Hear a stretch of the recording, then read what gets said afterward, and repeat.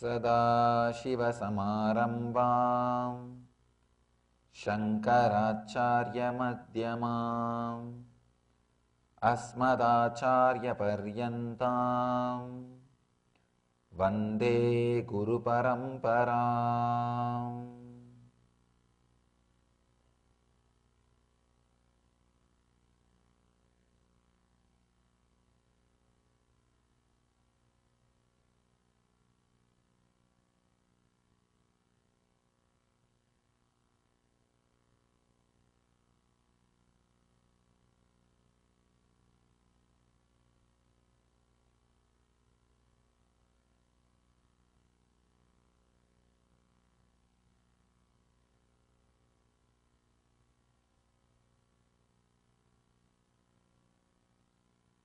I welcome you all with my love and respect.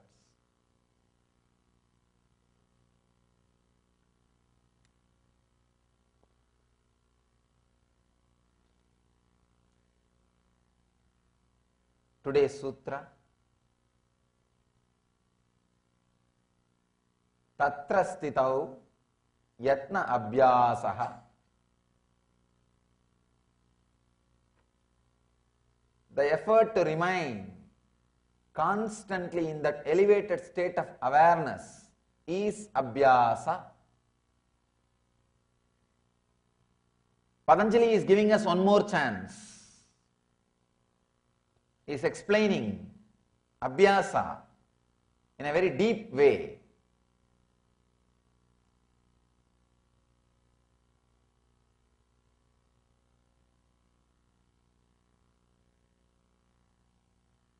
Today I am going to say it.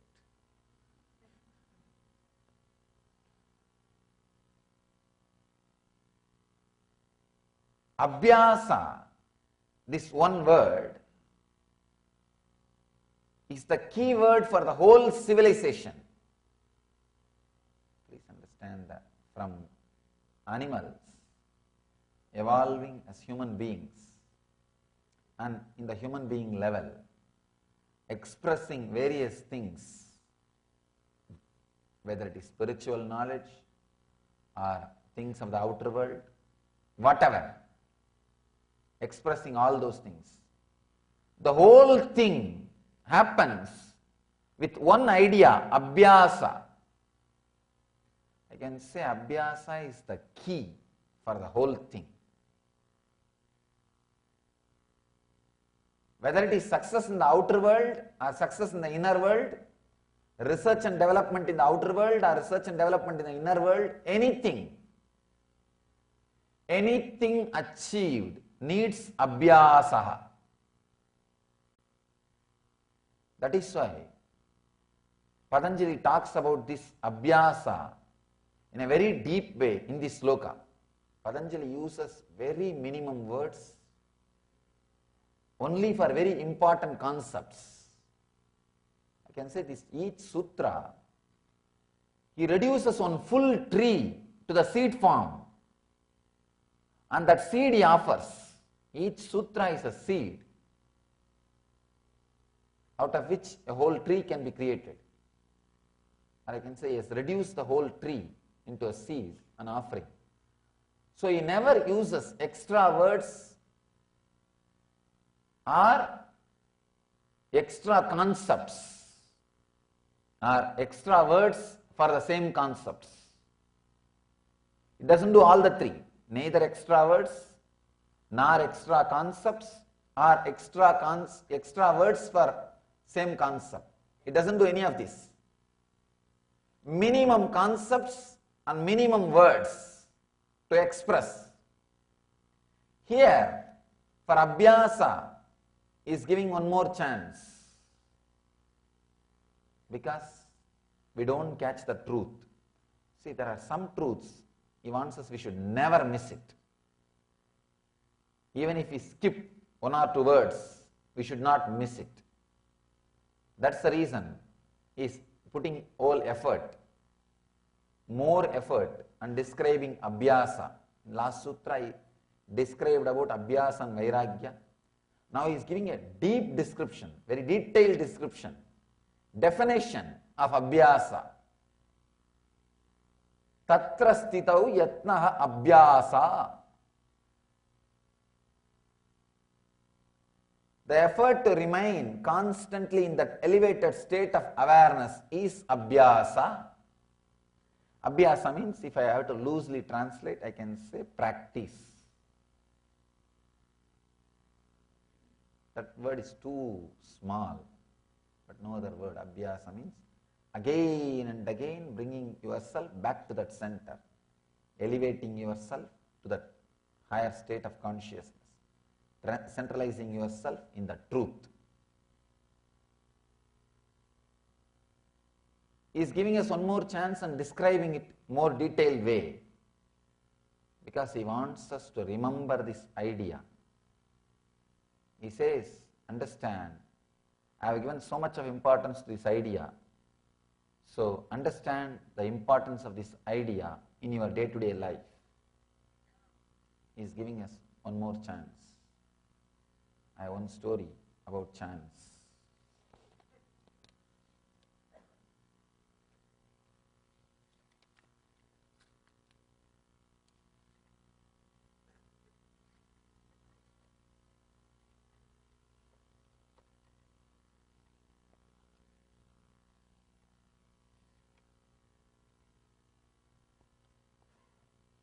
I'll read it out because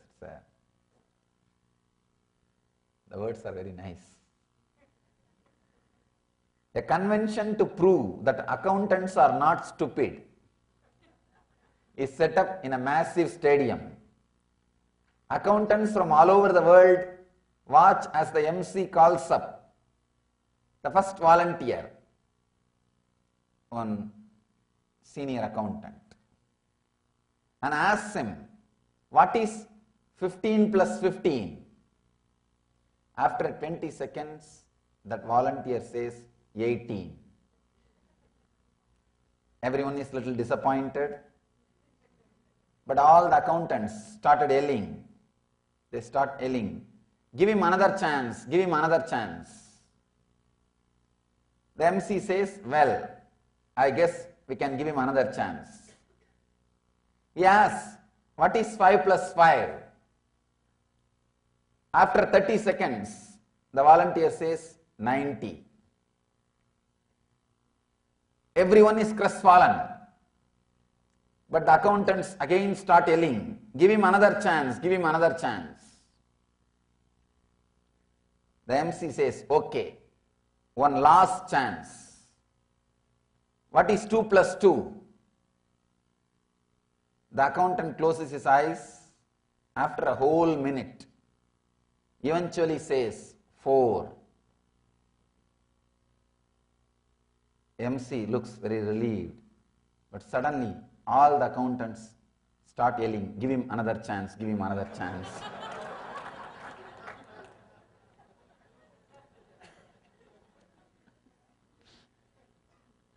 So Patanjali is giving us one more chance.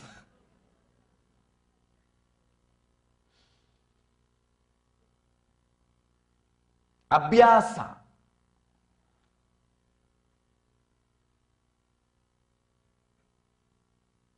Just 1 month before, one of our devotees in India, sometime used to come and go to the ashram. I'll describe my experience with him. Then I'll describe exactly what is Abhyasa.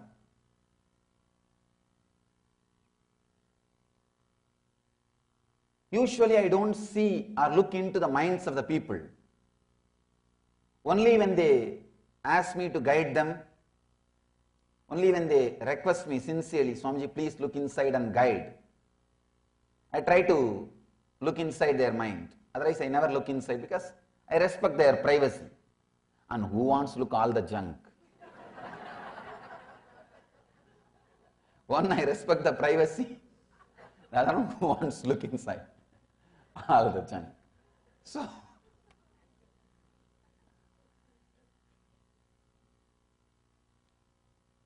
that day, he requested me for some guidance. I told him, all right, give me a little time. I'll just see whatever is going on inside your mind, then guide you. He was in a big trouble. The trouble is, he was in love with somebody. That person is not looking at him. That person is not giving attention, not giving care, not bothered about him. So it was torturing him. Around 8:30 early morning, he came out of his room, and he was around me. I could see very clearly what was going on inside his inner space. He did not describe it. I can relate. He was coming to the temple with me. He was walking with me. After a few minutes, he received a call from his house. He has some difficulty. He has some problem in his house. Means the house is going to be taken away by the bank. Some serious issue. Suddenly I saw his mind started fighting with that problem. Till then he was fighting with this problem that I am giving so much attention, sending so many signals, the other person is not responding, the other person is not understanding, I really care for her or I really love her. That was the complication going on, means the kind of a conflict inside. Suddenly this conflict took over. I could see very clearly how that whole game of mind is happening. This complication took over. This is a very serious survival issue.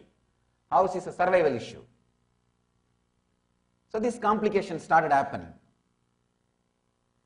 I saw this, so he completely forgot about her or his love. Everything is forgotten. He is fully busy with this one idea, one concept, that is, he is in trouble and his house is in trouble.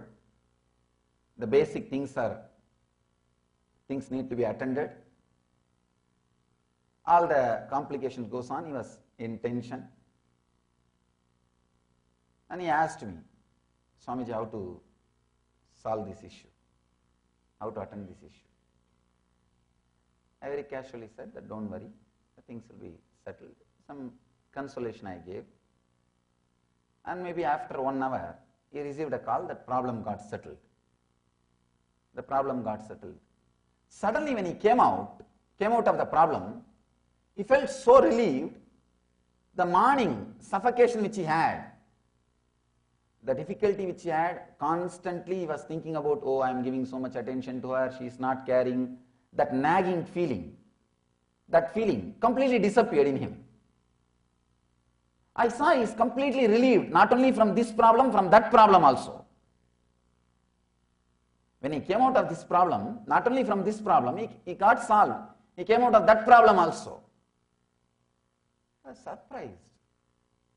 How come one problem, if he comes out of this problem, only this problem should get solved? How come that problem is also solved? He is completely clear. Then I saw his mind. I could see his inner space.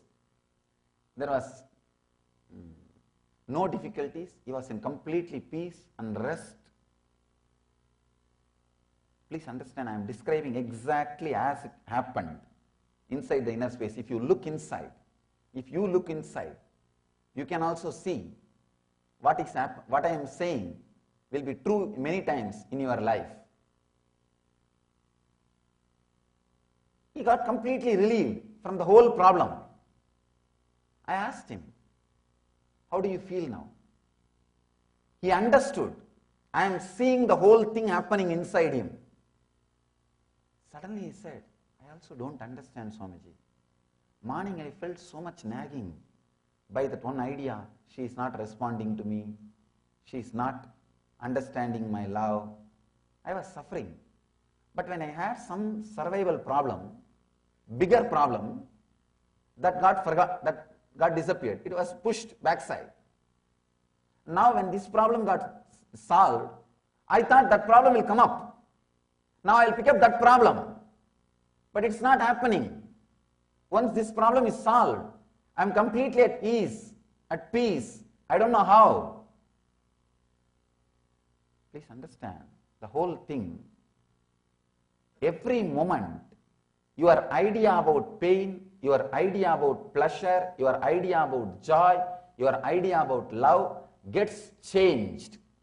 If a new wave comes, you don't know what that new wave will make, what changes it will make inside you. If some other wave comes, you don't know what changes that wave will make inside you. Your mind is not a logical thing. If it was logical, what should have happened after the second problem got solved? You should have started thinking about first problem. But it is not happening. You can see even in your life. Sometime when some serious problems comes up and it gets solved, it gets moved, you will see suddenly you are completely relaxed, you are in the restful awareness, you are not bothered about some other problems which you are thinking, which you are contemplating, on which you are working. The big difficulty is you always think mind is logical. Mind is logical. Please understand, mind is not like a solid ground. It is an ocean. One wave, when it comes, it can clear some 10 problems which was there. Problem can dissolve problems. Wave can move waves. Many times, please understand, I can say this is one of the important truth I want to drill inside your inner space today. This is one important thing, truth, I want to drill inside. Problems can wash away problems. What do I mean by this word problems can wash away the problems? All your ideas about problems do not have base. It's like a floating. It is floating. Your idea about love, your idea about pain, your idea about attention, your idea about fear, your idea about worry, your idea about greed, your ideas, all these ideas are all just floating. They are not clearly rooted or hooked or grounded. They are all just floating. One wave is enough. Suddenly you will see so many things which you are thinking can never be removed, just disappears. I asked him, did you imagine the problem which you are thinking early morning contemplating will leave your inner space? He said, I can never imagine so much. I never imagined that will leave my inner space so easily, because that was haunting my inner space for quite a long time. That was there in my inner space continuously. So I never thought it will disappear or it will just move out of my inner space. Understand, sometimes problems can remove problems from your inner space. The big problem when it comes to survival, see, when his house was in problem, the big wave started happening inside his inner space. Suddenly all the small waves, all the small problems disappeared.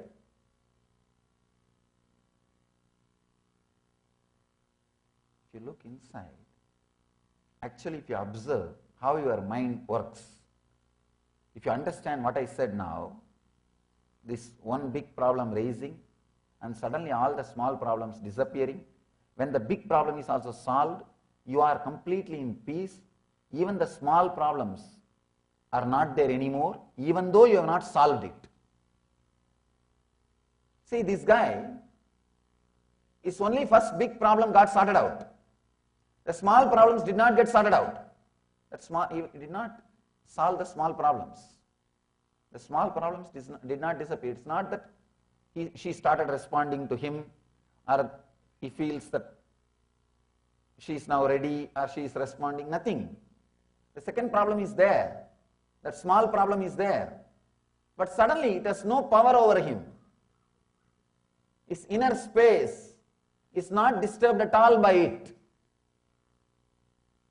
I told him, understand, this is what is the base. This is what is the basic understanding which you need to know. This understanding will completely liberate you. Your respect for mind will be lost. First thing you need to know, your respect for your problem should disappear. Somebody asked me, Swamiji, do you mean to say my problems are not big? I told him, sorry to tell the truth. First of all, you are not big. Forget about your problems. But it hurts. It really hurts. Somebody saying you are not big. It's too much. What to do? The big problem is, when your problems are big, you feel you are big. You feel you are big. Many times I have seen. In those days, whenever people come, I used to tell them, hey, stay some time here and live around. Then I started seeing these guys, only then they create all kinds of problem in the mind. No, I have to go to job, I have this, I cannot sit here, I cannot meditate, I am too lazy. They have all kinds of problem. If I tell them, no, you can't stay, there is no time, there is no place here, go back. Then they have all kinds of problem. No, I want to be around you. You are not letting us stay. You are not giving us enough attention. You are not loving me. They have all problem. I started creating reverse problems. No, really. See, if I tell them stay, just stay here, stay around me, it's an amazing chance. Then they say, no, I have a job, I have this, I am too lazy, I can't do this, I think I am a load. They have all kinds of reasons. Then I started doing the other way. If they wanted to stay, I tell them, no, you can't stay. Just go. Then they have this problem. No, we want to stay here. You are not letting us stay. You are not entertaining us. You are too busy with too many things. See, mind, either this way or this way, it constantly creates waves. That is why mind is wavering. It is an action. Mind is a verb. Please understand, it is a verb. It is an action. Patanjali says very beautifully. It is not a thing, it is an action. Just remember, it is an action and stop it. Nothing else.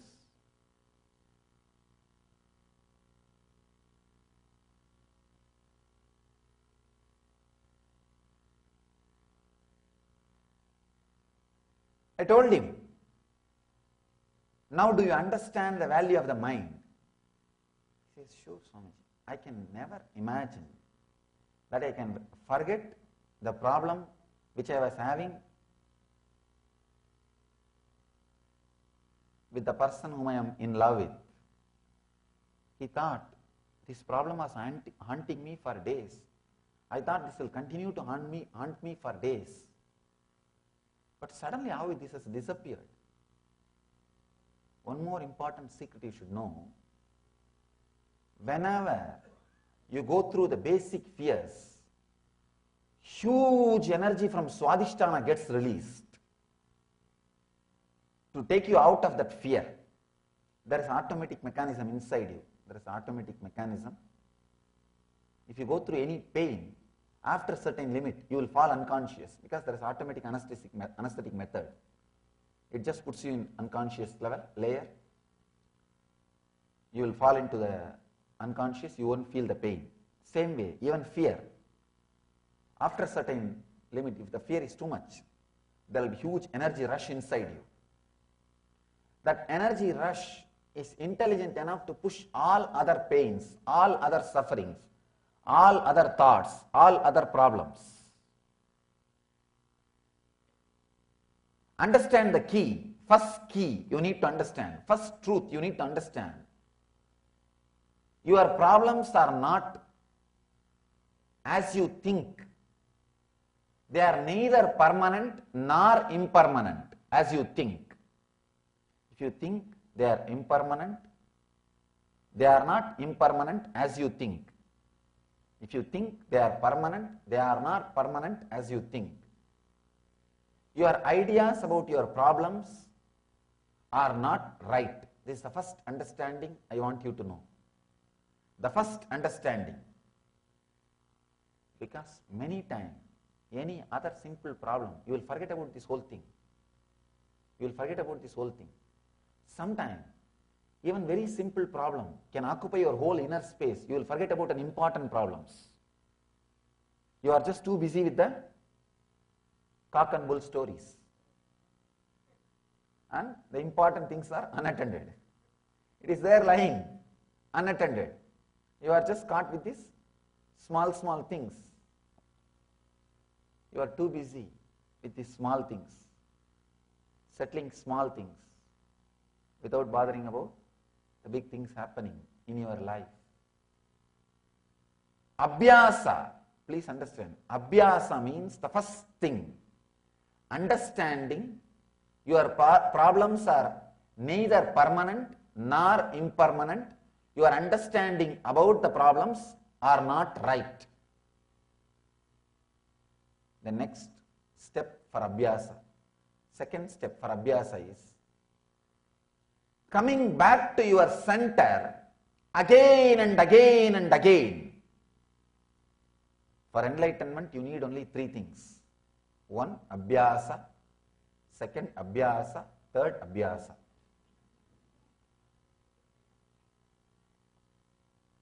Forget about enlightenment. Even for living an integrated life,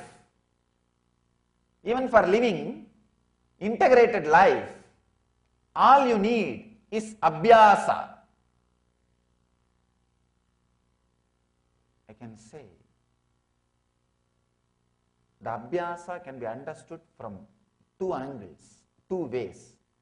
One, by constantly coming back to the center, letting everything else melt. Second, by constantly melting, not letting samskaras gather around you. See, relaxing from wrong abhyasas, resting in the right truth. Relaxing from the wrong abhyasas means you are conditioning. Actually, you can understand Abhyasa in two ways. One thing, not letting any Abhyasa means practice happening inside you. Not allowing any practice. See, all your sufferings are because of your practices. All your sufferings are because of your practices. That's the reason. You can see in your life, everything is because of your practices. Man is not just a conscious being. His conscious layer is only one layer. His unconscious layer is 9 times bigger than conscious layer. And his body is completely unconscious. Body is created out of non-voluntary habits, which has become part of your unconscious. Whatever your conscious does again and again and again and again and again, repeating, that becomes body. Anything repeated by your conscious becomes unconscious and becomes your body. You can see in your life. For example, driving. In the beginning, you need to put so much of effort. You have to do this, that, right turn, left turn. For each decision, the brain has to give the command. It has to pass through the hand and it should be executed. But after some time, you will sit in your car, reach your office. Only when you park the car and come out of the car, you will remember, oh God, last 1 hour I was driving. Sometimes you even run over people. Anyhow, so many decisions you took. Right turn, left turn, stopping at the signal. So many decisions. You are not even aware because it has become non-voluntary action. Part of your unconscious. If you understand Abhyasa in this way, if you don't allow any Abhyasa, you are liberated, you are enlightened. Means every moment you will be fresh, alive. Your muscles will be so strong, alive. One more thing, your Abhyasa is directly connected to your muscles. Anything you do again and again and again, if it is negative, it weakens your muscles. Anything you do again and again and again, with consciousness, it strengthens your muscles. That is why our rishis are saying, the more you age, more strong you should become. Of course, it feels paradoxical. They say, more you are aging means more experience in the planet Earth, more experience with your body, more experience with your mind. So naturally you should become more strong and intelligent. But something goes wrong in the whole cycle. Something wrong happens. We start encouraging negative abhyasas, negative ideas, getting stronger and stronger and stronger. See, when I say negative ideas, the unconscious things, they become stronger and stronger and stronger. Unconscious things do not become that strong inside our inner space. Somehow, basically, your being, by its nature, wants to be in a restful awareness mood. Being conscious and restful awareness needs a training which is not provided to you by the civilization or the society or the school or colleges.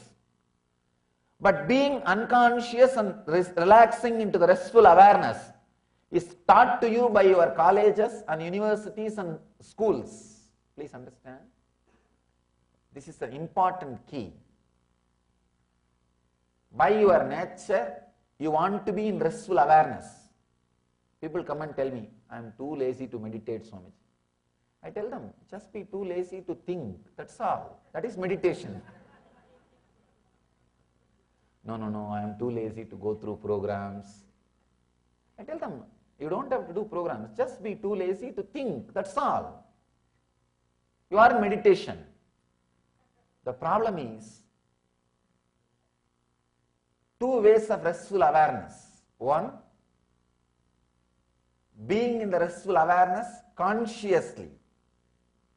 Second, being in the restful awareness unconsciously.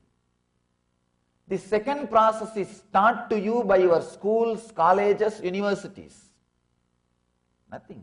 In India I have seen. By the time this guy finishes his school and comes out, he has mastered the art of sitting and sleeping with open eyes. Teacher goes on talking. Somehow I was never able to do that. That's why I never sat in classes. I can't do. See, for example, poor guys, they are made to sit and windows are locked, room is locked, and the teacher, at least that guy should be very entertaining. And that poor guy, what he will do, he is talking about the same subject 25 years. The same subject, same maths or same science. He is talking for last 25 years. What he will do?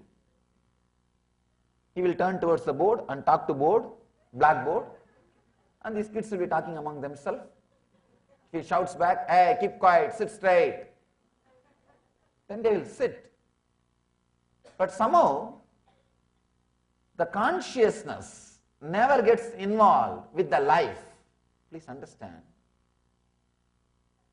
If there is no interest created, enthusiasm created about the things you are attending, if it is compulsion, naturally, by and by, you will master the art of disconnecting. Even your eyes and senses are open. I have seen one guy. I told one of my brahmachari to go to a new center and work. Somehow he is not happy with the head of that center. He said, I don't want to go. He did not have the courage to tell me. So he told another one brahmachari, I don't want to go. I think I am feeling little feverish. 2-3 times he was telling this. Next day morning I went to his room and asked, what happened? You did not go to the center, that center. He said, no, I am feeling feverish. I touched him and saw really he was having fever. I told him, all right, you don't need to go to that center. You just relax here itself. In 2 hours, he's all right. No, really. When you need to sit and attend, if you are not interested, see why you don't feel interested? Because you don't know the direct result. See, when you are in the schools and colleges, they don't take so much of passions to convince you about what you need to know. Because first of all, they are not convinced. They themselves don't know by learning this, is it going to help you? See, it is generalized. First problem is generalization. Second problem, they themselves don't know what they are teaching is, whether it is going to be helpful for you in the life or not. No, really. One of my teachers told me directly, we are 25 years behind I was doing diploma in mechanical engineering. He told me, we are 25 years behind the industry. If you go for a job in any industry today, maybe in their old shed or in their old godown or archives, you can see the machines which you are seeing in the schools and colleges now. The machines with which you are working, you may not see, you may see only in museum. You may only see in archives. So first of all, the teachers are not convinced about what they are teaching. And naturally that expresses in their method of teaching. And the students are also not convinced about the utility value. There is so much of gap between the person who is designing the system and the person who is put inside the system. So much of gap. So the transmission of intensity and enthusiasm is disturbed. It's like in Zen they have an example. They say, if you wash a cup in which the tea was there and pour that water in another one cup and wash that cup and pour that water in another one cup, the last cup, will it know any taste or smell about the tea? No. Same way, many times in the many traditional mutts I have seen, they boast, my master is a great enlightened master. What is the use? That is like I am the teacup in which the water washed the teacup, then water washed that teacup, then water washed that teacup is kept. No taste, no smell. This cup will no way know the taste or the smell of the original tea.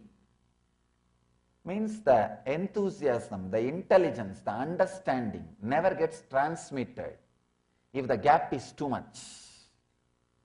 Same way, the designing the education system, the designers and the person who is going through the system, the gap becomes too much. And for so many other reasons, because of so many other reasons, you are never taught how to be in the restful awareness consciously. You are always taught restful awareness means unconscious. Switch off, only then you can be in restful awareness. Then what happens? All your unconscious samskaras get strengthened. The Abhyasa happens in you also, but unconscious level. Things which are not needed becomes Abhyasa in you. Things which are not going to be directly helpful for your consciousness becomes Abhyasa in you. See in your life, anything which makes you unconscious, you make that a habit very quickly. Very quickly it becomes your habit. Drinking, smoking, drugs, anything which makes you unconscious. TV. When you are watching TV, you don't have to think about you. You can constantly go on laughing at others, making fun of others. So you need so much of entertainment. Why? Because you can't be with yourself. You can't be with yourself. India the other day, near our ashram, they inaugurated a theme park. They requested me to come and inaugurate the theme park. I said no. They asked me, what is this, Swamiji? There's nothing wrong in theme park. I said, I am feeling so bad. This country needs theme parks to entertain people. Means what? The depression level is going high. Depression level is going high. Now we need to invent more and more and more different entertainments. The great civilizations, the Vedic civilizations, even their entertainment was conscious based. Prayer, meditation, different techniques, going to different places of worship, different energy centers, different energy fields. Even entertainment was conscious based in our civilization, in the Vedic civilization. But now I am seeing even entertainments need to be adrenaline based. Adrenaline based means moving your body fast, giving you kind of a surprise, shocks. All that roller coaster, everything is the entertainments which puts you unconscious. See, when the adrenaline release happens, you feel like a hero. It is literally like a dog eating its own leg. Please understand. It feels the blood, it enjoys the blood, but it doesn't know the after effect. It doesn't know it is eating itself. It is killing itself. You do not know the adrenaline release. It really entertains you for 5 minutes. You feel high, but you are entering into the unconscious enjoyments, unconscious entertainments, unconscious abhyasas. That is why so much of appeal about these horror movies. You know, after seeing that movie for 2 days, you can't relax. In the room, bedroom, even if small cat movement, or dog movement, or even screen movement. But somehow, even then, you again sit in front of the same movie. It's a kind of a unconscious abhyasa, entertainment. Means putting yourself into the unconscious layer again and again and again. So the whole civilization, because it is very easy. See, unconsciously falling in tune is very easy. Consciously falling into the restful awareness means you need to practice little, you need to meditate, you need to practice. And you are never taught from the young age that is easy. You are always taught this is the easy. You are never taught meditation is easy. That's a big problem. Sometimes when I look back, I feel so blessed. I was born and brought up in a place where meditation is a lifestyle, where from the young age I know it is easy. During my teenage, I just used to sit for 6-7 hours, especially in my college. Morning around 3 o'clock I will get up, I will just sit till 9 o'clock, 5-6 hours. My roommates, these guys are not ready to believe I am meditating, but anyhow, they got frightened seeing day in and day out, every day me sitting without moving the body continuously for so many hours. That itself is too much for them. They asked me once, what happened? How come you sit so many hours just like that? Actually, they were not able to relate with what I am doing, how I am able to do. Same way, I was not able to relate with them. When they asked me, how are you able to do this? I told him, what is there? My body, my mind, I want to sit, I am sitting, that's all. I can understand. None of you are able to relate with what I am saying.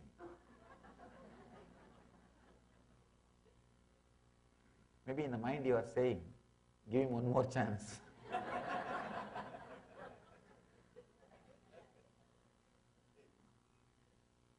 Negative abhyasa. Understand? Your body, your mind, if you can't sit with it, what is going on? What is happening? Reclaim. It is time. Reclaim your freedom. Reclaim your body. Reclaim your mind. Your inner space is yours. As I was telling yesterday, Pratyahara is the ultimate freedom. Please understand. All other freedom is just idea. It is the idea taught to you. One lion had a huge flock of sheep, and every day it will kill one sheep and eat. Another lion asked, how come you manage all these guys in one place? Don't they run away seeing you? This lion said, no. I hypnotized them and told them all that they are all lions. And they don't run away when they see me. They are all there. I just go and pick up one and eat. Next day when I go there, they are all there. I pick up one and eat. Just like that lion has hypnotized all the goats and told that you are all lions. And those lions are all believing that goats are all believing and saying, yes, we are lions and sitting. Understand, all the freedom you have, whatever you think you have, all ideas about freedom, economical freedom, whatever freedom you think you have, is only idea given to you. It is only idea given to you. The one and only freedom is pratyahara, means ability to be in your center. Except that, there is no other freedom. There is nothing else which can be called as freedom. You can see in your life, people think, oh, if I work for these 5 days, I have freedom to go for vacation in the 2 days. But try to go for vacation. You will be carrying all your files inside. You will be lying down in the Hawaii beach and thinking about the work only. What else? Only if you know how to get back to your center, you have freedom. As long as you live in the negative abhyasa cycle, means wrong things becomes your practice, unconscious things becomes your practice, unconscious things are drawing you more, unconscious things are centering yourself more. Please understand, it is not that society has anger towards you and it teaches, it takes revenge on you, it punishes you. No, they themselves are unconscious. Your parents are not hating you. They don't have hatred towards you. They themselves are unconscious. That is where the problem starts. They themselves don't know. The conscious abhyasa can be taught. I can clearly describe how that negative abhyasa gets settled inside your system. First thing, the unconscious thing, you can see, when you start meditating, how difficult you feel. You will feel the same difficulty when you start drinking or when you start smoking also. Your system will go through the same resistance. When you start meditating, what resistance it goes through? The same resistance it will go through when you start using drug or smoking or drinking. Only thing, with this smoking or drinking or drug, you have company. Many people telling you, no, it will become all right in 2 days. See, I am example. You have so many living enlightened masters. You are surrounded by, not enlightened, unenlightened. There are so many people encouraging, enthusiastic. Company, the civilization. Actually, otherwise, can you imagine? I cannot imagine sending smoke inside my system. Oh God. How could these guys do? I don't understand. Simply, I can't relate with it. How can you put something inside your system which will make you dull? which will make you dumb, which will paralyze you, which will just make you forget things, which will not even let you remember what you are and who you are. I can't understand. Your system will naturally resist. But what happens? You have many people who are already in tune with that bio-memory, who have lived, who are living, their presence influences you. So the initial struggles, initial difficulties, actually, when I started practicing yoga, when I started practicing meditation, the initial resistance which I had, the same resistance you will also have when you start negative abhyasa. Fortunately, I had some guys who have done this positive work and became enlightened around me, continuously encouraging, giving enthusiasm. Hey, come on, come on, come on, it's nothing, it's nothing, it's nothing. So I fell in tune with that. Unfortunately, people, when they have this wrong people around, then they feel connected, fell in tune, and start living this. The negative abhyasa, I can say, that is the ultimate conspiracy done to you. Whether it is anger, or greed, or fear, or drug, whatever. Negative abhyasa, please understand, negative abhyasa is the ultimate conspiracy, ultimate crime done against you, done against your consciousness, against your being. I can see very clearly. Sometimes I sit and wonder, when I see especially my brahmacharis and trying to train them, when I take the classes, I go around and take the classes, people find difficulty even to close eyes, forget about meditation. Just to close eyes, they feel frightened. No. Half an hour I have to close the eyes and sit. What? I cannot sit for half an hour with closed eyes. Who knows what will go on outside?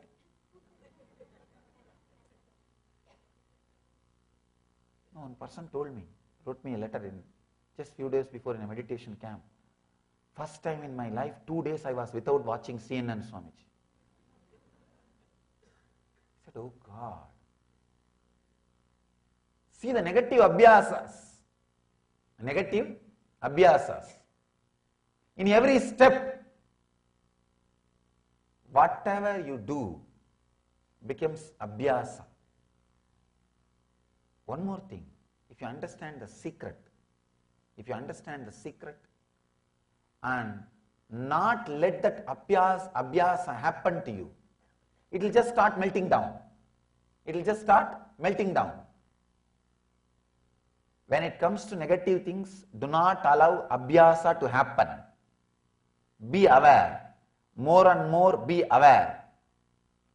Whenever the suffering comes, do not allow the suffering to stay inside you.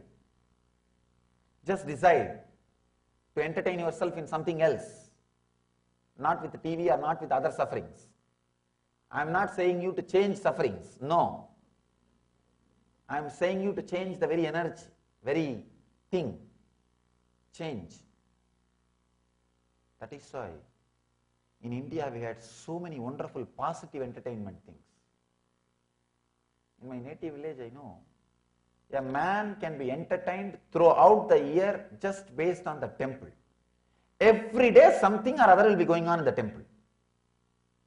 Every day you can be positively entertained, constantly remembering some positive ideas. One guy asked me, Swamiji, in your temple I saw every day some festival goes on. In India, in our temple, we call the temple Nithyotsava, means eternal festival. Every day you will see the temple flag will be flying. Some utsava will be going on. Something will be happening. Means constantly reminding them positive ideas and engraving positive abhyasa. Positive abhyasa. I asked him, when bars can be open every day, Why not temples? Why should temples be weakened? No. When bars can be opened every day, where the negative abhyasa is done, see, number of bars and number of temples should be at least equal. Because the negative abhyasa, all the units, places where negative abhyasa is happening are open 24 hours and available to the market, and whole civilization is encouraged. And why not the place where positive abhyasa is happening? Sometimes people ask me, Swamiji, what is this? In our ashrams and temples, people are dancing like a bar, like a pub.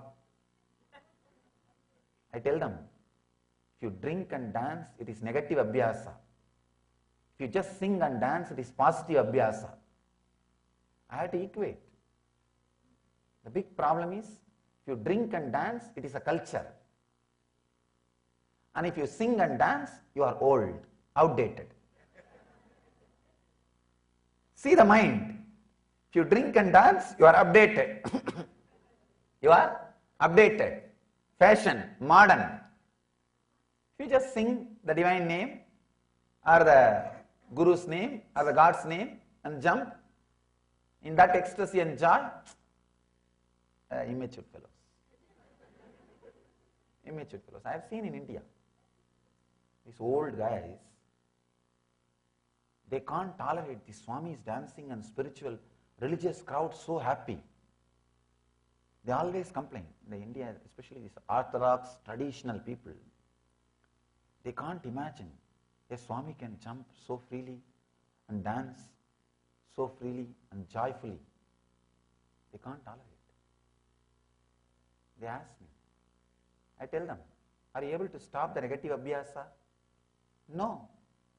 Then at least create some place where positive abhyasa is happening, so that people will start feeling connected. Actually, all the juicy, joyful things being removed from the positive energy field, when the celebration is removed from the spiritual tradition, be very clear, the positive abhyasa will never happen. Will never happen. Many people start drinking just because they can see many companions, many friends. They can start dancing, make more friends, and expand their identity. Many incentives, many other things are associated with drinking. I tell them, bring all those things, benefits, into spirituality, into meditation, into the bliss, into the joy. Create positive abhyasa. Create positive abhyasa. I have seen in India, when people drink and dance, nobody questions. Even those so-called orthodox elder people, they say, it's a culture. When people are singing and dancing with awareness, with consciousness, I tell you, without drinking, if you just sing and dance, if you are aware and singing and dancing alive, remembering some great concepts like a master, God, or truth, with these great ideas, understand, those great truths will get engraved inside your system. Yesterday I told you an important secret. Any idea you strongly remember and move your body, that idea will get engraved into your biomemory. If you think by bending up and down 10 times, your stomach will become healthy, you don't have to do anything, nothing else is needed. Just that idea, I should become healthy, and do up and down, you will become healthy.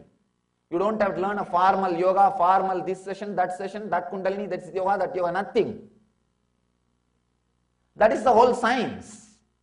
I am revealing the whole science, whole secret to you, understand? Otherwise, so many hundreds of varieties of yoga, body postures, exercises are there. Everything is helping. How can it be? If you go to one system, they say, for stomach problems, bend this way. If you go to other system, no. For stomach problem, you should never bend that way, bend this way. If you go to some other system, no, for stomach problem, you should neither bend nor stand, just lie down. The big problem is all three system works. How can that be? So with any strong idea inside, any way you move the body, that idea becomes part of your bio-memory and brings result. That's all. This is the secret. This is the secret. The positive abhyasa starts happening. Meera says, when I am singing his name and moving my body, I can see he himself is moving inside my body. His very presence moving inside my body. Positive abhyasa. The positive abhyasa is happening. The engraving of the positive ideas is happening. Understand? Two-way. One, not letting negative abhyasa, negative memories gathering, negative practices happening. Second, letting positive memories happening continuously. Positive abhyasa happening continuously. Basically, you are liquid. You are liquid. In which vessel you are kept, you take the shape of that vessel. That's all. In which vessel you are kept, you take the form of that vessel. That is why I insist, create a positive, blissful community around you. Only then you can continue to be blissful and positive forever. Never just by you being positive. No. In India there is a story.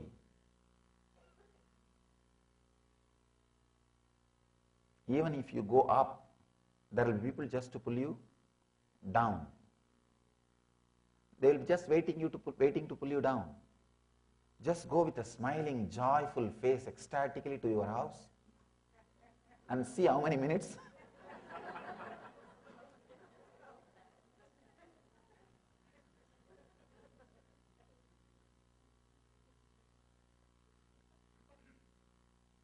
Fortunately, if your spouse is also here, then you are saved.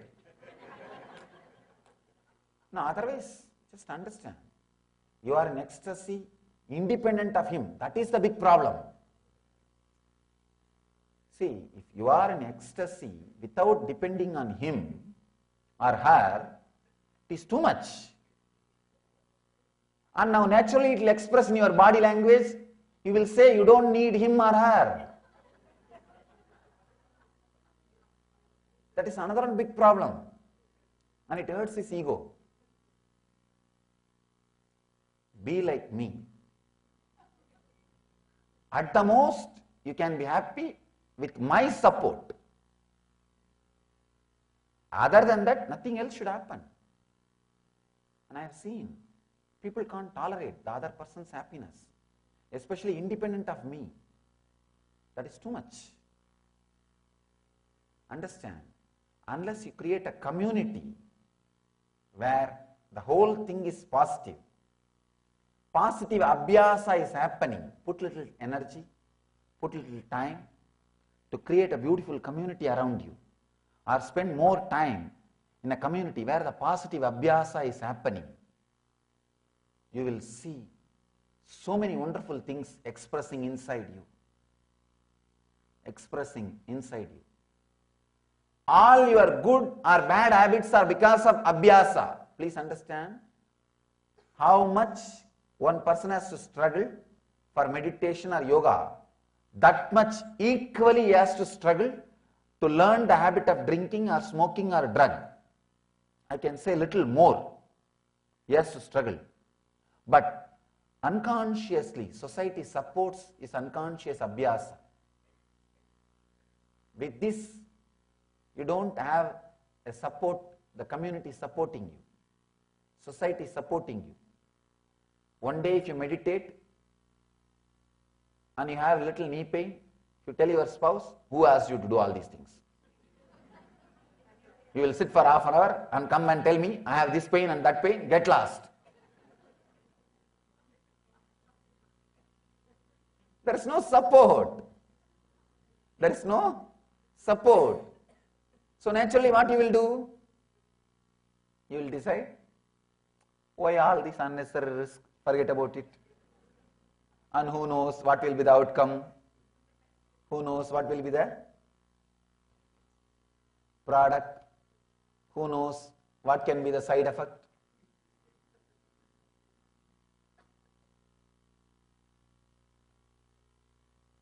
That is the reason Buddha says the Sangha is equally important like a Buddha and Dhamma. See, Buddha can initiate you, Dhamma can inspire you, only Sangha can bring Abhyasa to you. Please understand.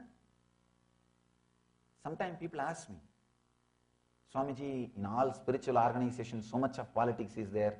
Why are you creating one more organization? I tell them, it is necessary, devil. To create politics, you don't need 2 persons. 1 person is enough. See, morning your mind will be saying something, and night it will be saying something. It means what? Politics between you and you. So to do politics, you don't need 2 persons. 1 is enough. So it's a basic quality. Even if there is little politics, it is okay. Spiritual organization, Sangha, is worthy to have. Because Sangha creates so many times positive Abhyasa to you. Positive Abhyasa. Many times you can see, the moment you remember the people whom you meet in the bar, the moment you remember their smile, the moment you remember their dress, the moment you remember their body language, you are already in the car driving towards the bar. You don't even think and decide. Their very company gives you the courage. All your doctor's advice, no, your life will be reduced, risk of cancer, risk of this, risk of that. I know a guy who was drinking and smoking for 95 years and he was all right. You don't understand, he is an exemption, not a rule. He would have lived for 200 years. He is an exemption. But somehow, just 2-3 companies, you have all negative examples in front of you, and sometimes you don't even logically think that much. You are already there in the car and you are done. Sangha, a spiritual Sangha, can create positive Abhyasa. That is why these deities, the decoration, so much of jewels. The other day somebody was asking me, why do you put so much of silk and jewels? So much of decoration is done for the deities, and even the seat in which you are sitting.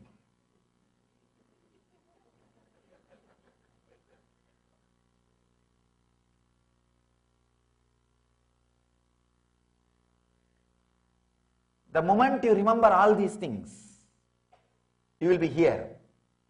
And positive Abhyasa can go on. Positive Abhyasa can happen. Many times, if you are depressed, feeling low, suddenly you remember the temple and all the people whom you meet are the deities. You are already in the car towards the temple.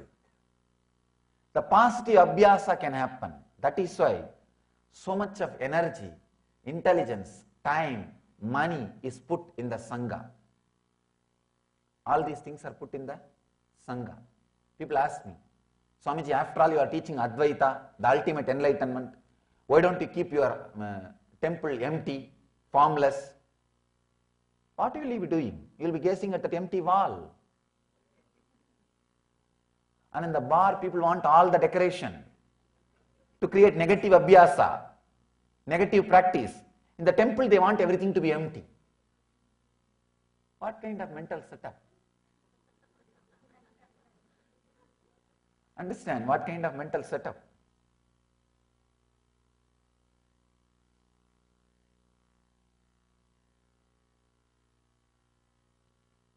Negative Abhyasa. The whole civilization is based on negative Abhyasa. Buddha can initiate you into the truth. He can initiate you. He can give you the fire. He can just give you the experience. And Dhamma The spiritual scriptures can constantly inspire you to live in that high state. Only Sangha can create the Abhyasa, coming back to that same state, establishing yourself into that same state again and again and again. Please understand, Abhyasa only makes you even as a man. Forget about spiritual man. Even integrity, you need Abhyasa. Without Abhyasa, you are just a liquid. Any thought can come, suddenly morning you will see, this is your joy, this is your pain, and you will start working towards it. By evening, some other thought, some other situation comes, all your idea about pain and joy disappears, you are entangled in something else. Just like the incident I was telling before when I began the discourse. See, when he came to me, when he came to walk with me, the big problem, he was heavily filled with that one idea, that I am in so much love with her, and she is not responding to me, she is not feeling connected to me, she is not loving me, she is not attending me. I can say this is the worst pain, big pain, the pain of rejection. That is the reason many of us start shrinking. Many of us start shrinking, the pain of rejection. Oh God, yes, I am really ready to open up. But if I am rejected, suddenly you lose respect for yourself. You lose respect for yourself. So he was in that pain. He was filled with that pain, filled with that idea. But in 10 minutes, his whole idea of suffering is different. Now his whole life energy is moving towards something else, about his house. And he is filled with the house. And in 1 hour, he is out of that problem. Now, logically, he is supposed to go towards the old problem. He is supposed to think about her, think about how to solve that problem. But it's not there. It means what? What you think as problem, sometime it comes, sometime it is not there. So your ideas about pain, love, problem, everything constantly is changing, constantly is moving, constantly disappearing, impermanent, not there. But one thing is there. Your fear about whether this problem will come back or not, that constantly keeps you in suffering. Constantly keeps you in suffering. I always tell people, this is just because of negative Abhyasa. Never miss a chance to be around a Buddha, to be around a Sangha, to be around a Buddha, to be in the Sangha. Never miss a chance. I can say that is the ultimate thing can happen to you. So many negative Abhyasas which you thought, which you may not even know inside you, will disappear. People come and tell me, Swamiji, I just came and stayed here for a few days and did volunteering. I don't know how my life is transformed. Nobody told me anything, nobody spoke to me anything. Suddenly now I am out of many problems, many struggles, many disturbances, the same situation. If it has happened a few years earlier in my life, I would have been shaken. Now I am so strong. How come? How is it happening? Understand, the Sangha gives you positive Abhyasa and it drills the Abhyasa into your deeper layers. See, your conscious mind is 1 layer, your unconscious mind is 9 layers, below is your body, complete unconscious. Anything done continuously by the conscious gets inside your unconscious. Anything continuously repeated unconsciously gets inside your body, becomes physical habit. The word habit, you need to understand. H-A-B-I-T. If you remove H, a bit will be there. If you remove A, bit will be there. If you remove B, it will be there. Only when you remove the I, it will die. Understand? Only when you remove the I, it will die.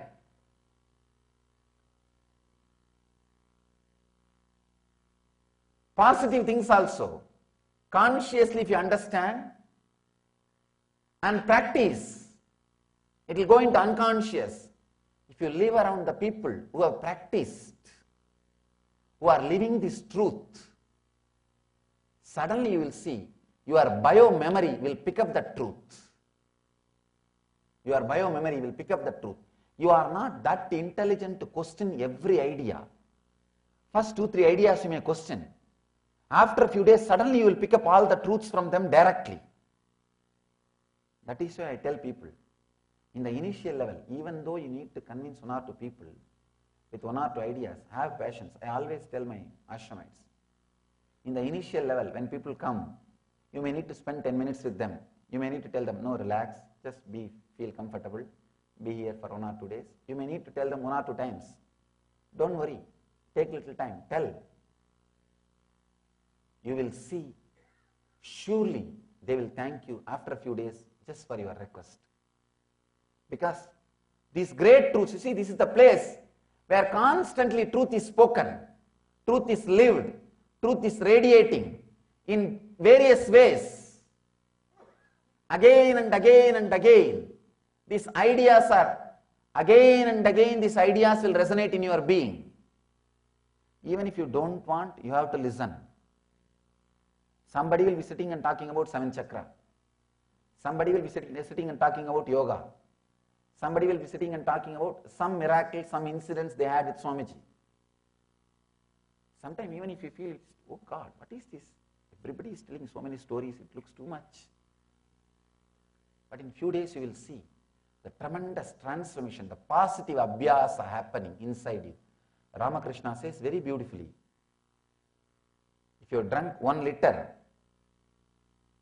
country liquor, at least quarter liter, the rice water you need to drink to get out of that addiction or to get out of that sober mood.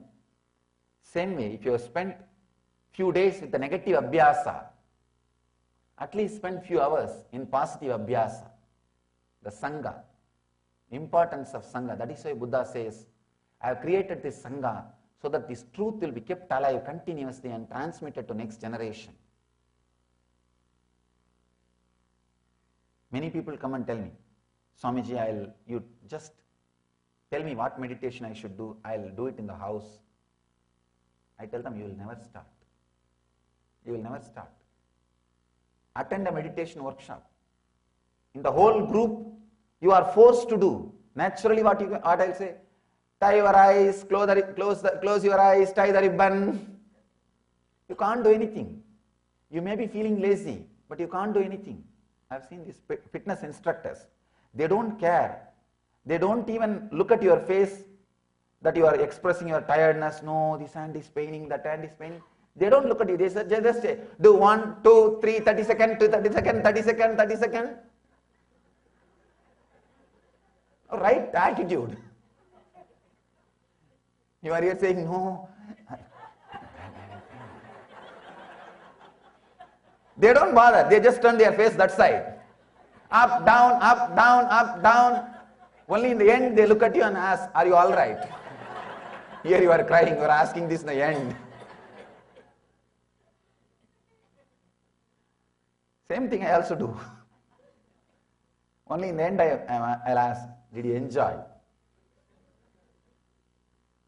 The whole day I know, because I have to create the positive abhyasa. Never miss a chance to live in the Sangha. Understand? Abhyasa means creating positive habits, positive things inside you so that it can go from conscious to unconscious, from unconscious to your body. Making all the good things as part of your life is what I call abhyasaha.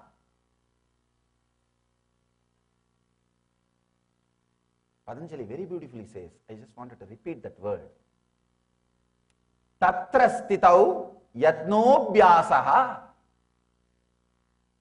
The effort to remain constantly in that elevated state of awareness is abhyasaha. Understand? Many times, when you listen all these words, you get completely inspired. I have decided from tomorrow, I am not going to miss Nithyananda. And you buy Nithyananda CD, DVD, ACD, audio CD, book. Sometimes I have seen husband will buy one set and wife will buy one set. Wife will say, no, if you are reading that book, in that page, I don't want to interfere you.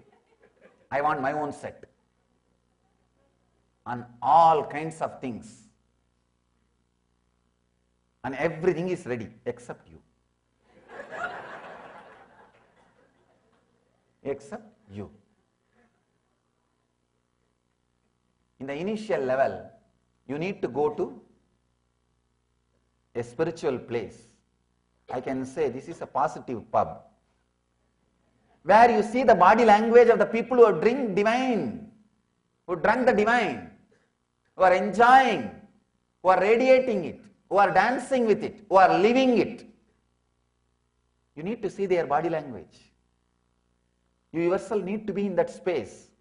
You need to be encouraged. You need that positive Abhyasa. He says, effort to remain constantly in that elevated state of awareness. The big problem is, your body is unconscious. It has learned many habits earlier for so many years.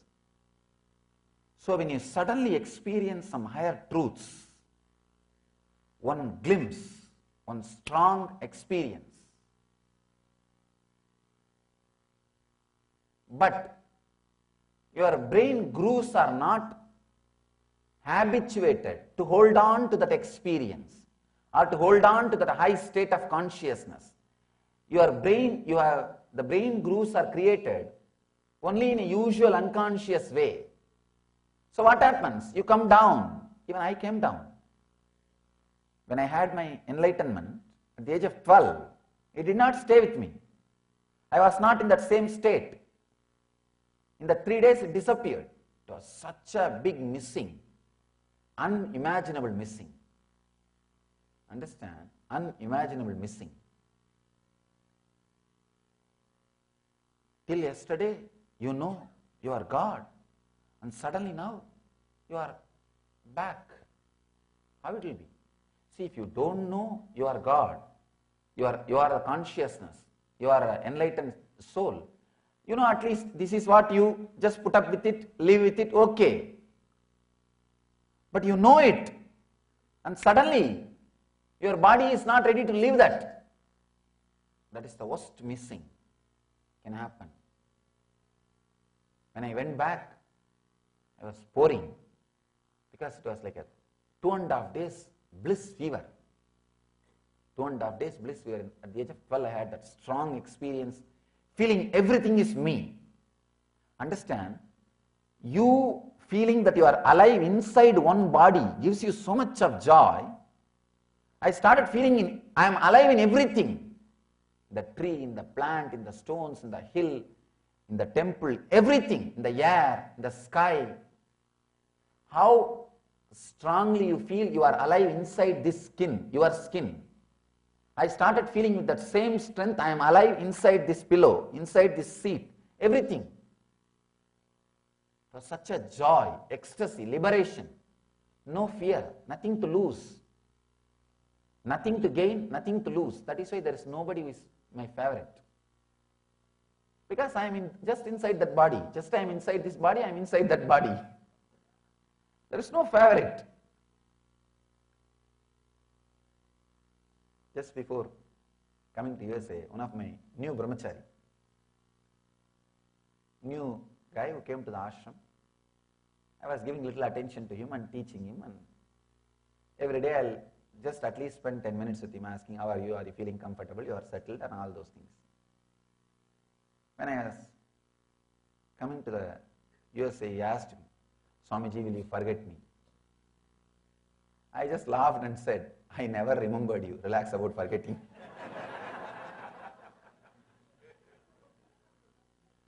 There is no favorite. There is no favorite. If I am giving attention to somebody, if I am standing and talking, at the most, the possibility for the spiritual growth is there, that's all. The possibility for the spiritual explosion is there. Sometimes people are stuck in some places, you see. They will have very strong spiritual pull. They will not even know it's a spiritual pull. Just suddenly they know. Inside the heart, just they keep myself and enjoy. And inside the heart, when they remember me, there's a twinkle in the eyes.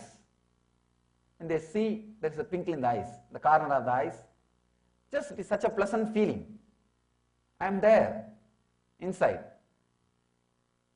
Maybe in the waking state, or in the dream state, or in the deep sleep state, I am there.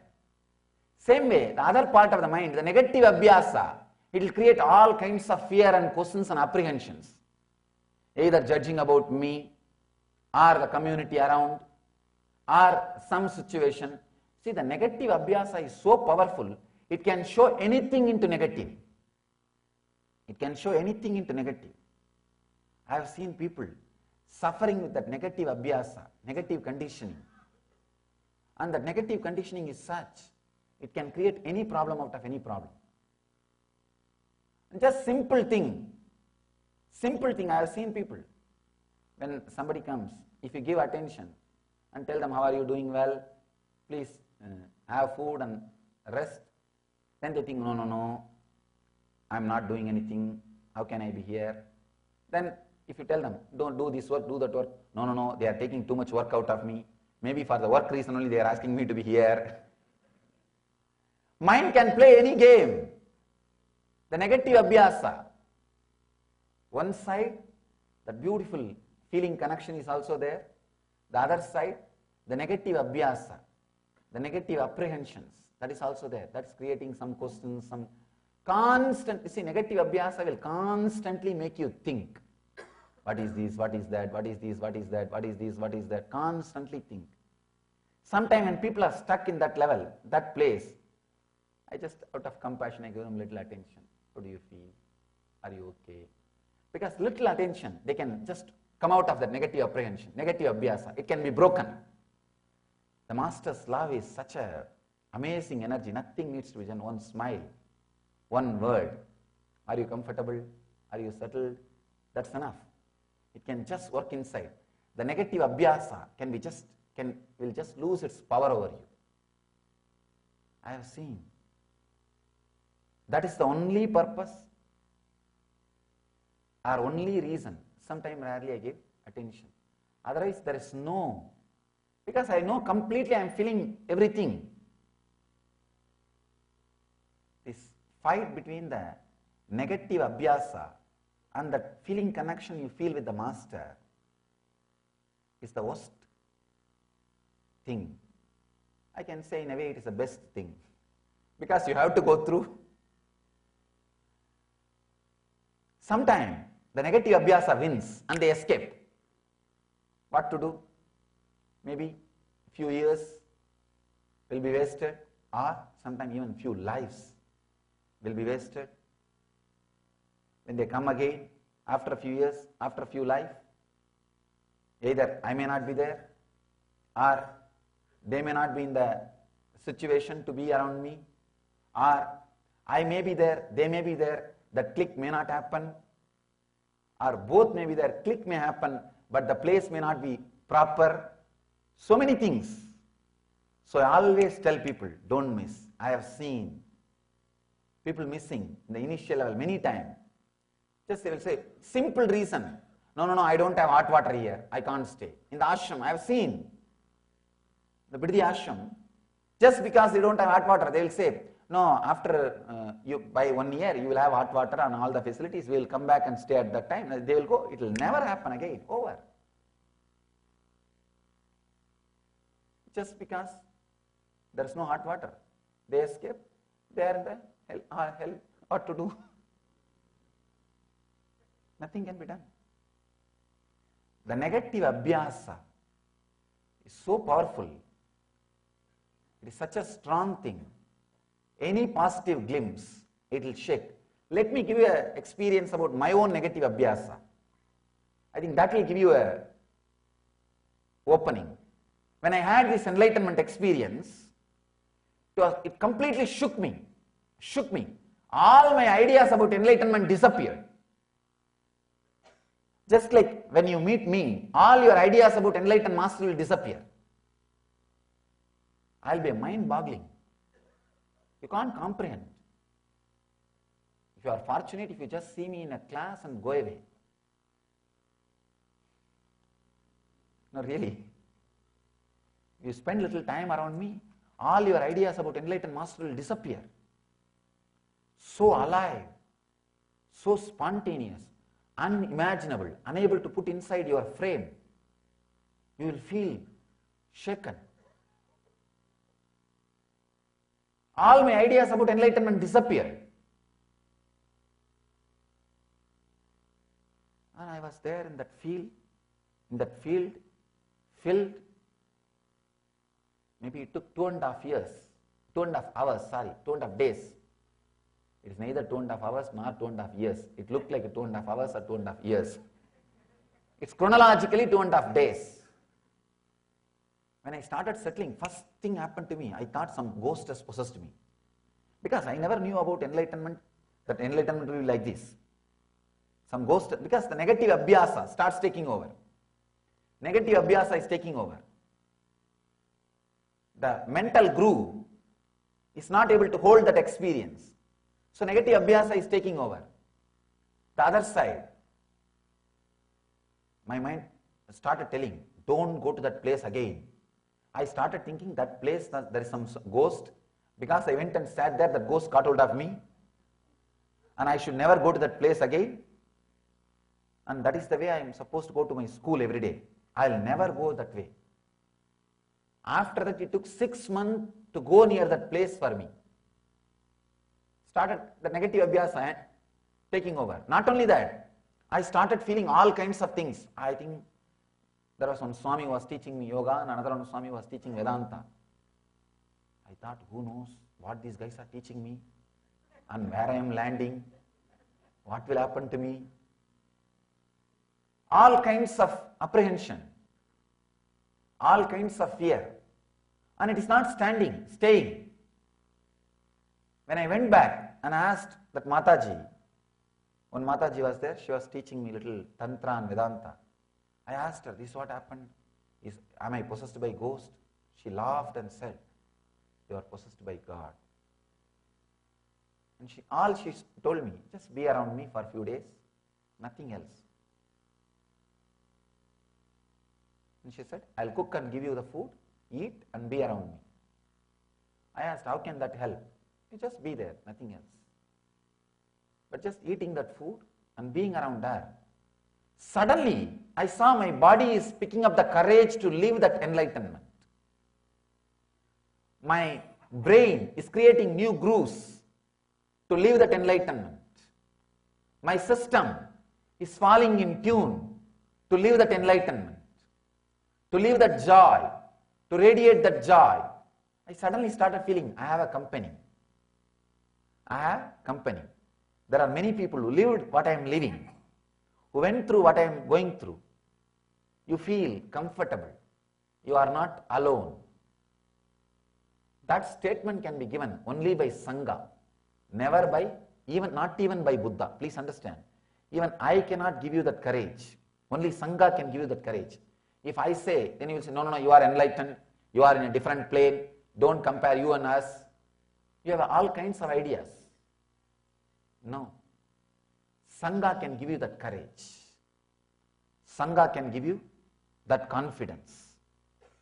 Sangha can create that new brain grooves where positive Abhyasa can happen.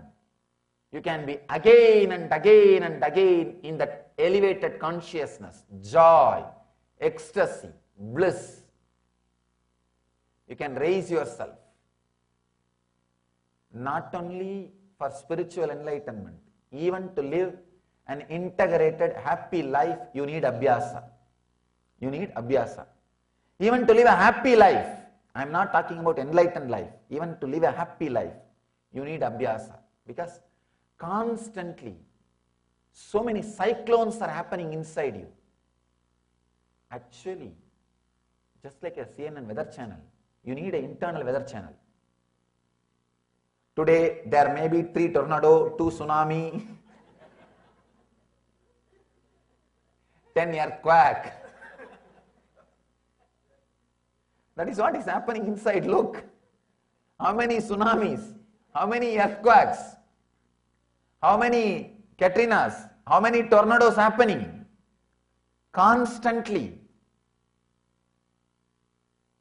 You need positive Abhyasa to handle even this weather, even these tornadoes.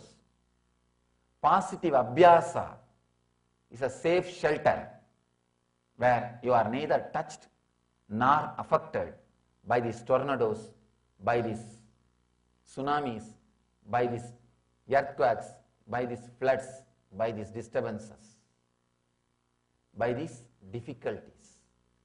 You need to know the Abhyasa is the ultimate shelter and resort you can create for yourself.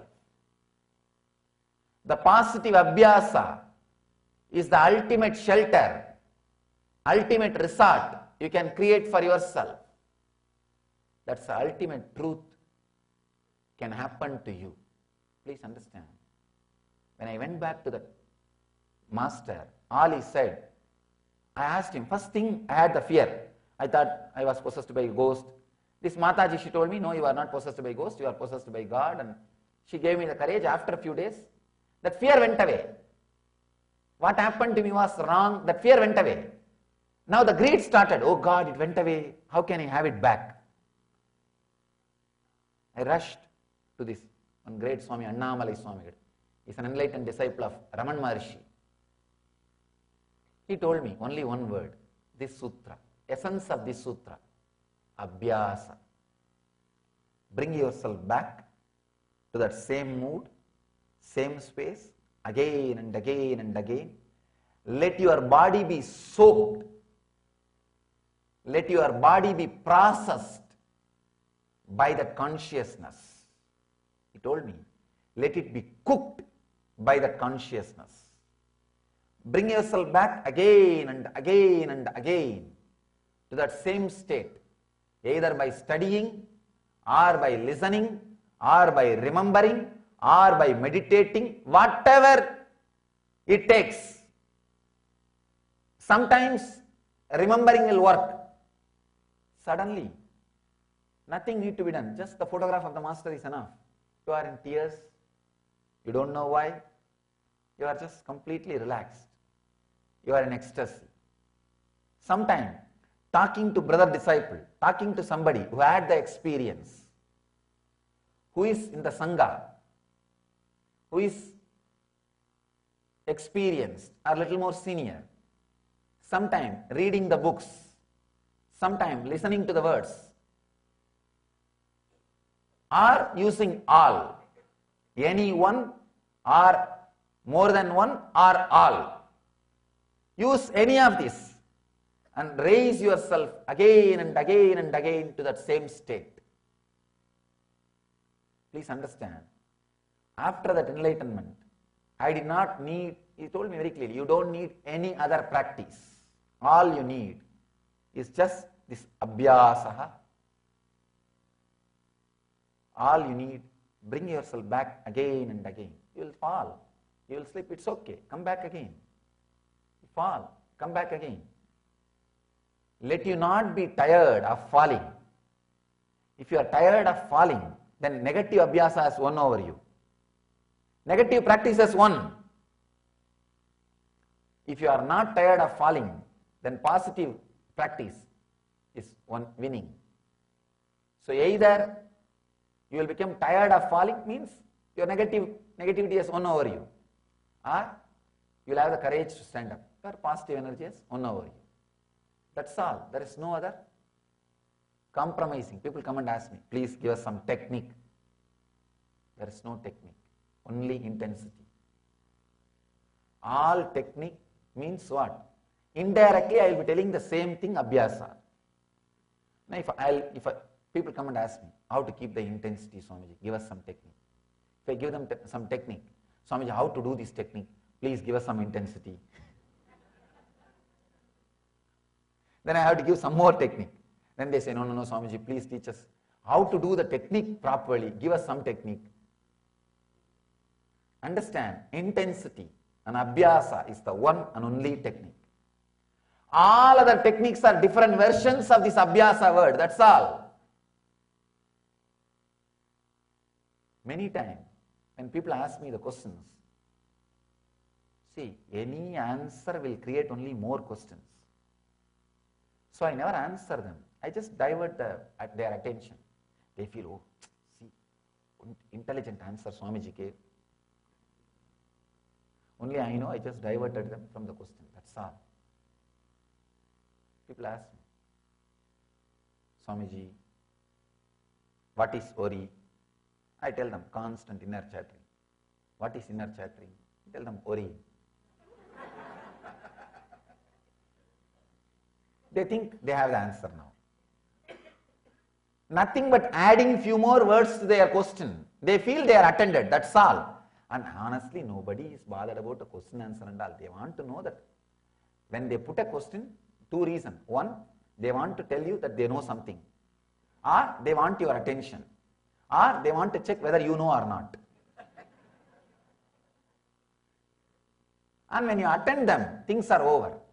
That's all. The other day, one guy came to me and asked, Swamiji, I want to achieve God, give me some technique. I told him, I did not answer directly. I asked him, you are from where? How many kids you have? What is your profession? After that, 4 hours he was with me, chatting, talking, so many things. He did not even remember once this question again, second time. No, he did not remember.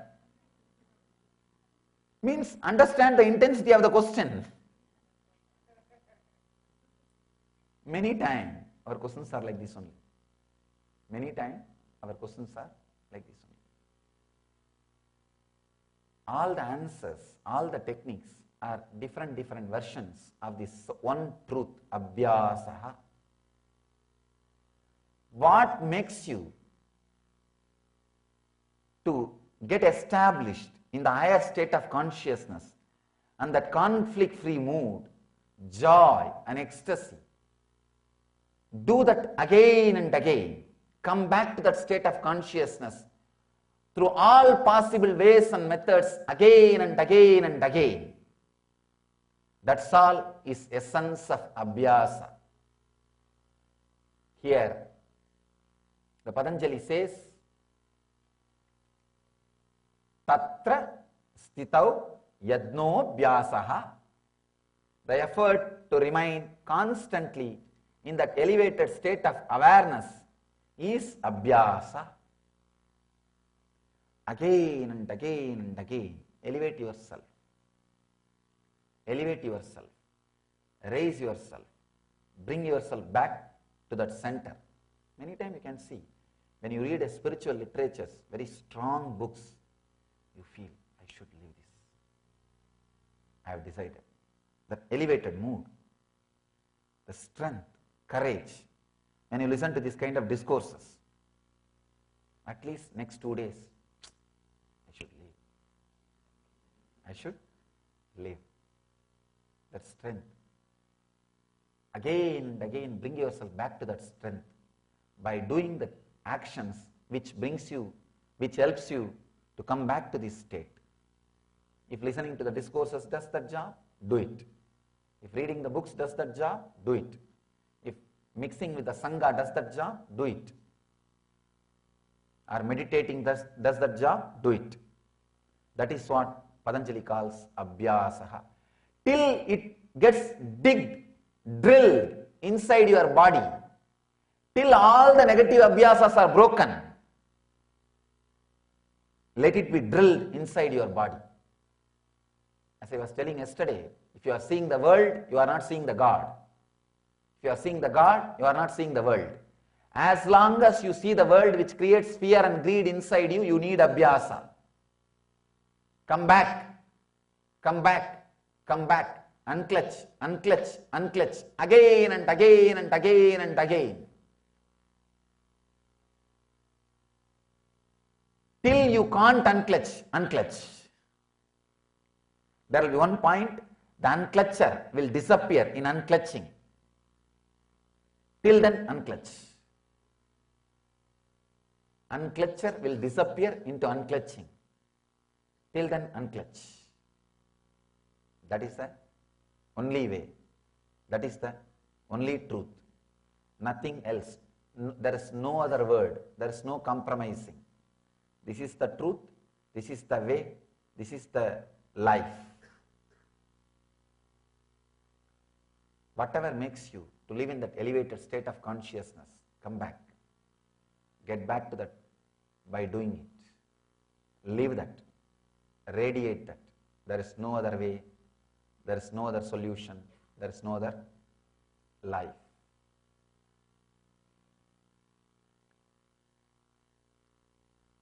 You may feel that I am repeating the same truth again and again and again, because truth has to be repeated till you listen.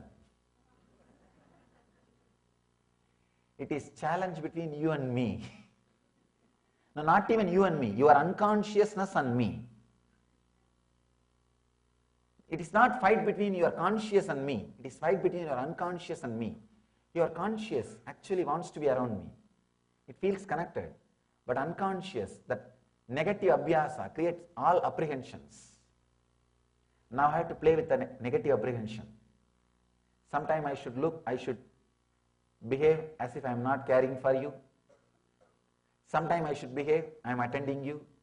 Because the problem is, if I attend you, you may think, I think this guy has some ulterior motive. He is trying to make me Swami, sannyasi. Or he is trying to do something out of me.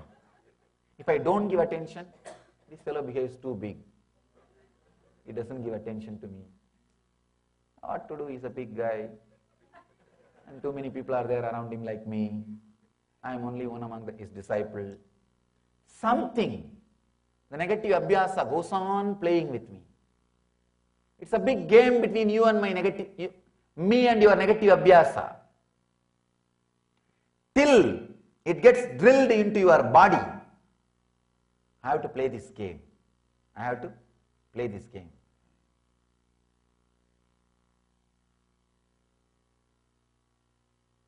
The idea, the spiritual seeking, the spiritual intensity, living conflict-free life, living as Jivan Mukta, till this idea gets into your body. Gets into your body means, if you don't eat, how you feel hungry. Same way, if you move out of that Jivan Mukti state, living enlightenment state, your body will feel, come back. It should become that physical. Till then, you need abhyasa. Till then, I will continue to be with you. I have to continue to be with you. Playing the game through my presence or my absence. Through my presence or my absence. Sometimes people come and ask me, Swamiji, bless me that you will not leave me even if I leave you. No, all kinds of things they ask me. No, really. Understand, at some time you would have prayed like that. Sometime, even if people wanted to go, I send message, maybe directly or indirectly. Have little patience, try to be around. It will do many good things inside you. Means that person would have prayed at some part of the life, maybe in this Janma or some earlier Janma, that even if I wanted to leave you, please don't leave me. Hold on to me. That intensity, that prayer is what I answer when I extend my hand. When I tell them, relax, be around the Sangha. It will do big job inside you. It will do big job. It will just, I can say, it's a conscious cyclone. Whatever you think as a big problem, it will all just disappear. You will see you are fresh, alive. Your whole life is new in front of you. You have the guts, courage, energy, completely fresh being to live. You are ready for a Jivan Mukta life. This state, it should be it should get inside your unconscious and it should become part of your very body. Till then, you need Abhyasa. Till then, you need Abhyasa. Abhyasa means again and again and again. Bring yourself to that unclutching state. Unclutch and be in that Jivan Mukti state. If you have fallen, again unclutch, be in that Jivan Mukti state.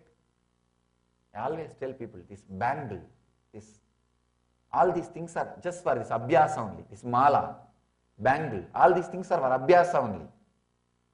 So that constantly you are reminded, whenever you see that bangle, whenever you see that kapu, you will be reminded, come back, come back.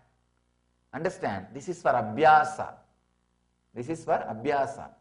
If you are wearing that mala, remember, this body is supposed to live Jivan Mukti. If you are wearing that bracelet, remember, constantly you have to come back to that unclutched state.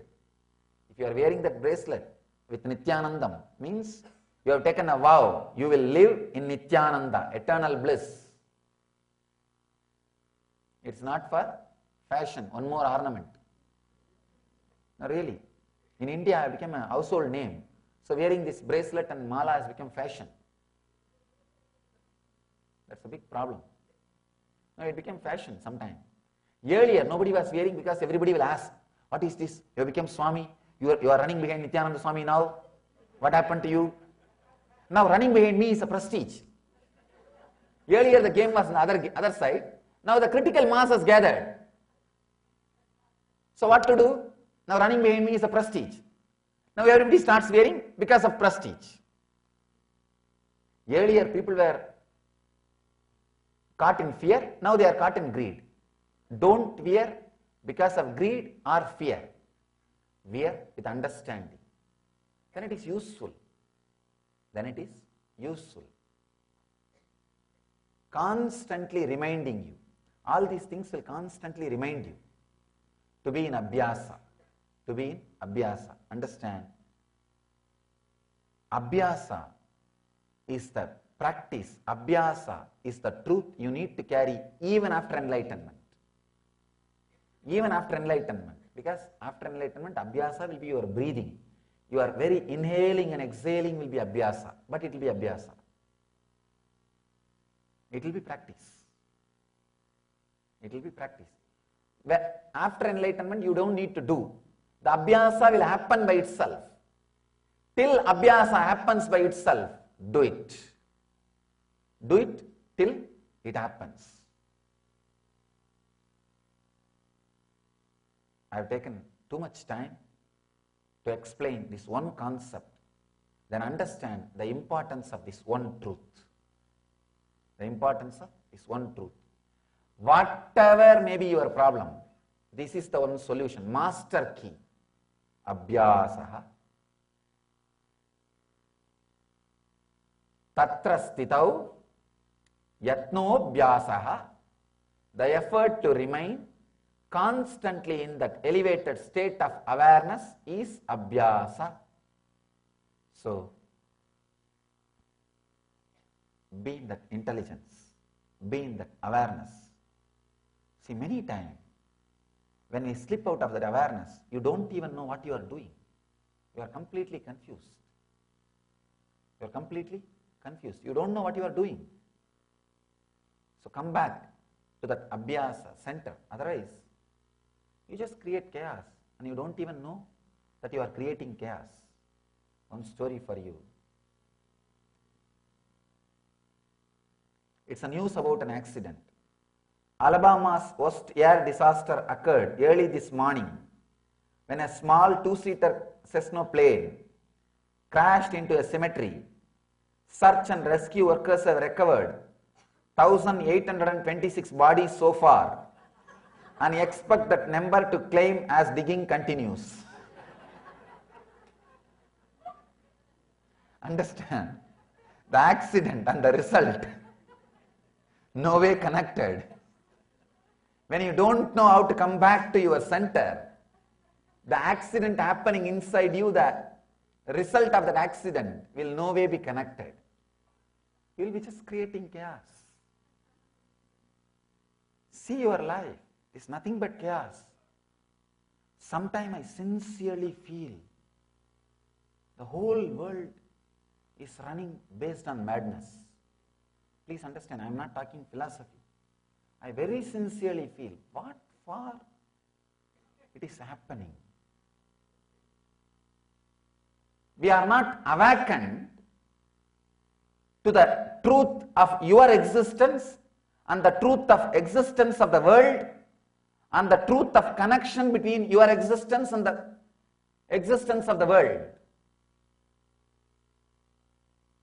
You are not awakened to these three truths. What for you exist, what for this cosmos exists, and what is the connection between your existence and the cosmos existence. Please understand. If you understand these three things, suddenly you will be aligned and cosmos will express its truth through you. Cosmos will live through you. People ask me many times, how did you create such a big sangha, such a big organization, all in 6 years? I tell them, I did not create. I just got awakened to my existence and cosmos existence and the connection between these two existences. And what cosmos wants to do is doing through me, that's all. It is happening through this body because I am awakened to the truth of my existence and cosmos existence and the connection between these two existences. Just it is happening. Till you are awakened to these three truths, whatever you may be doing is nothing but grabbing in the darkness. Just moving in the darkness. Don't get depressed. Don't think, oh, that is not for me. I think it is not for me. This Swami is putting big ideals. No. It is for you now. That is what I call Abhyasa. Bring yourself back again and again. I went through what you are going through. So I know I am not just encouraging you. Please understand. I am telling you the truth. In the village, when you walk through the forest, if you ask some villager how many kilometers to cross the forest, always all the villagers will tell, no, you almost crossed, you almost crossed. The trekking in the Grand Canyon.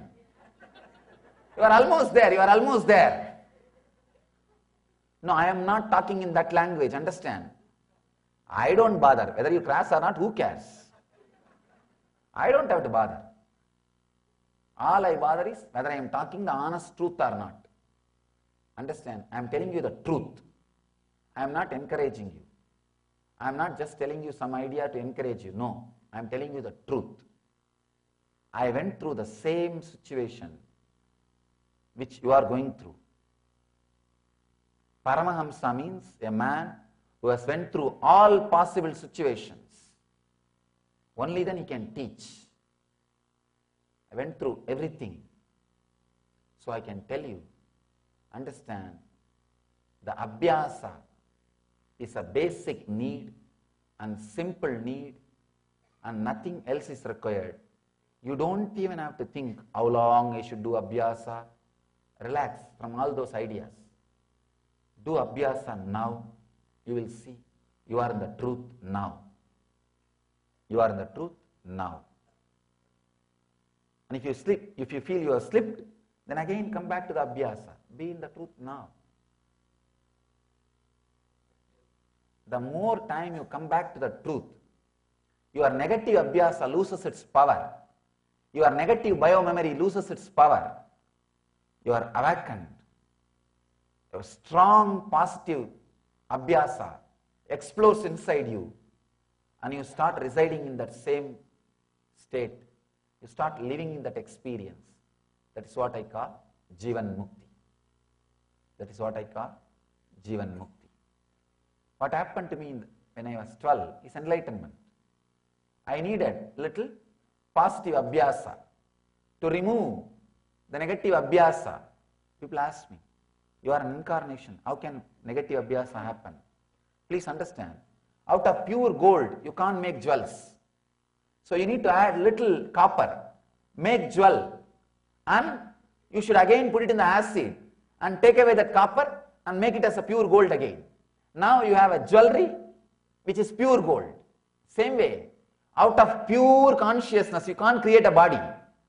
So little negative abhyasa means tamas and rajas. Out of pure sattva, you can't create body. So little tamas and rajas is added and body is created.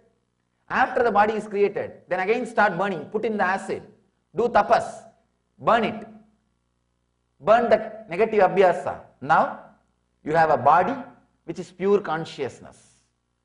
Like jewel which is pure 24 karat gold. Same way, you have a body which is pure consciousness. Abhyasa is a basic thing. Try again and again and again. Come back. After some time you will see. You will forget the moments when you are not in abhyasa. You will remember only the moments when you are in abhyasa. The big enemy for abhyasa is guilt, self-condemnation. Don't allow that. If you slip 3-4 times, you will say, no, how can I am slipping again and again. Instead of using the word I am slipping again and again, remember, I will unclutch again and again. I will stand again and again. The same time it takes, many times I have seen.